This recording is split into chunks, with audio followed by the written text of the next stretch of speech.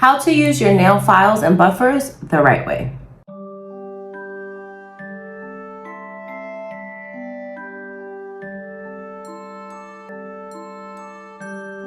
So there's so many different types of nail files and buffers out there on the market, and many techs, beginner and new, are actually using them possibly the wrong way. And doing this can be very bad for your clients. Using the wrong nail files can actually cause a lot of damage to your clients and can cause overfiling issues that can actually work against you while you're trying to file their nails. So let's go over these types of nail files and buffers and how they should be used. So all nail files are measured by grits. Grits are how many grains of sand per square inch is on the nail file. So a rule of thumb is going to be the lower the grit, the rougher the nail file is going to be, and the higher the grit, the softer the file or buffer is going to be. And we all know that some nail files, they come in different colors, so that is actually going to play a part also too in how rough or smooth it is. You might notice that some files are gray and white, which we call zebra files, and some are just all white, some are black. This all plays a little bit of a part, but for the most part, they all are going to be measured by grit, so that's how you know how rough or smooth your nail file or buffer is. So a coarse grit, which is going to be 100 or lower, is strong enough to thin your nail enhancement and to prep a nail for fill-in. They should never be used on a natural nail because it's way too aggressive and will cause a lot of damage to your clients, especially if repeatedly done. So we have here a nice 80-80 grit. That means that it's 80 on both sides. When you have just the same type of file on one side, or we have a double-sided, sometimes it's two different numbers, but this is a coarse grit at 80 grit. So we want to make sure that we are not using this on natural nails and only for enhancements. And also these files should actually be avoided on fresh nail filings when we're first doing our applications, because it can actually damage the soft enhancements as it's not fully hardened. We all know that acrylics, even though it feels hard to us and it's hard enough to file, it actually takes about 24 hours before the molecules actually set in. So we are messing with these enhancements when we're using such a rough file on fresh applications. And I have noticed like a lot of techs nowadays are using an 80 grit, a 60 grit on their clients' nails, and it's really unnecessary. So I've been told, especially by my students and stuff, that it helps give a nice sharp shape. But I'm sorry to break it to you that it's not the file, it's the technique. You can get a nice sharp look and appearance of a nail, nice sharp square, stiletto, or anything like that. You can easily get a sharp look using a lower grit. So a medium grit, which is going to be your 150 to 180 grit, is used for shaping, refining the surface of the nail, and smoothing out before buffing.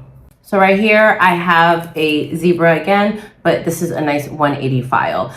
I love a good 180 file because it is just aggressive enough to get the job done and not leave any scratches or marks on the nail. You can use this again for shaping. It's safe enough to go on top of the enhancement, and you can actually use a 180 on a natural nail if you're not applying too much pressure or you don't need to do so much filing. You can actually use a 180 to shape the free edge of a natural nail. So if you're new to nails, I always tell all my students, if when in doubt, go 180. This is your safe zone when it comes to nail files. And then we have our fine grits. So that's going to be your 240 or higher. This is going to be used for finishing off any type of work, buffing, and it's also good for shaping the free edge of a natural nail again. This is a lot softer. This is a 240 right here. The other side is your buffer. So this is that type of file that has two different sides, two different things that we would do. But for using the 240, it's going to be really good, especially if you are working on natural nails, doing manicures. You should always just have a 240 file for that reason. It's also soft enough that I could file on top of the natural nail as well.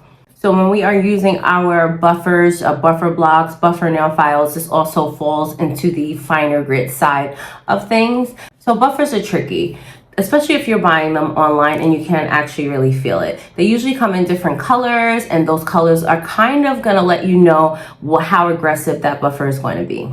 So let's talk about the first one. So the first one I have here is white. Sometimes you might see a white buffer in a block as well. And you'll also see these. These are the more common types of files that we'll see, and they are purple. These are basically aggressive enough to smooth out any type of nail enhancements, and you want to use these when we're working on nail enhancements. You might also see a yellow buffer block. So a yellow buffer block, when the whole thing, it looks like this, but the whole entire thing is just yellow, kind of similar to what this guy would look like in the white version, but it's yellow. Yellow buffers are used for the natural nail as well. Or you'll notice it in this form where it looks like the purple one, but this one is orange. So this is for your natural nails. That's what the orange side is. It's gonna actually mean soft enough to work on and file the tops of and buff and smooth natural nails. And then we have shiner buffers, which are usually going to be your 400, 1000, and 4000. These are used to create a high shine. So when we're doing a buff manicure or when somebody doesn't want polished, it gives it a nice shiny look when you're working with it. So shiner buffers can come in different ways. They can look just like a nail file like this, or sometimes even flat like this, and it could be two-sided, or it'll have four sides, or this one is that shape, but it's a little bit thicker. Or you might notice it in a buffer block. So it could be a four-way buffer or a two-way buffer, meaning it's just a little thinner and you have the two sides.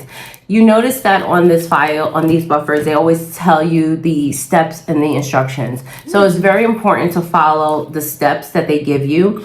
And one of the steps is always going to be 240. So again, our soft, we're going to start soft with our 240 side, and it'll say smooth, buff, file. It'll say some type of step, but you want to follow it. We have to always make sure that we're buffing the nail with the 240, then we're smoothing it out. So there's going to be a section that says smoothing the nail. And for this one, it is this side.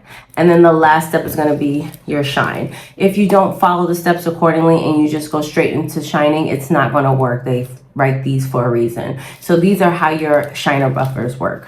So now you know the difference between your nail files and your buffers and the different grits, how aggressive, how smooth that they can all be. So remember to use your files accordingly and use them the right way. Over-filing is the #1 cause of why clients have nail disorders and diseases, is when techs are over-filing by using the wrong file. Sometimes you don't think that you're over-filing, but if you're not, you can be using a buffer or a nail file that's going to get the job done quicker by using it the right way and avoid over-filing, or you're using the wrong file and you have to file so much, which again is going to cause you to over-file. So you want to be very careful and mindful with that, especially when working on the natural nail. Do not forget to hit like and subscribe, and do not forget to tune in every day as I'm posting for Vlogmas all the way up into Christmas, nail tips, tricks, tutorials, vlogs, and all that good stuff. Thank you so much for watching, and I'll see you tomorrow. Bye.